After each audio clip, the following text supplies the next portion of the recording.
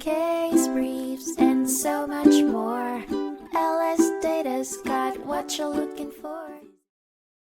In 2001, the United States Court of Appeals for the Seventh Circuit heard the case of Tullis v. Townley Engineering and Manufacturing Company, which centered on an employee's right not to be fired for filing a workers' compensation claim.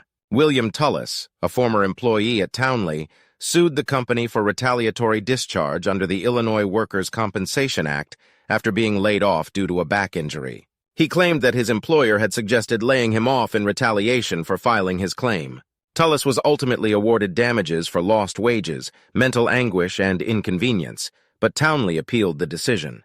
The court affirmed the lower court's decision not to grant a new trial or remediator for Tullis's mental anguish and inconvenience. Furthermore, it concurred with the decision not to reduce the compensatory damage amount or grant another trial for the retaliation claim.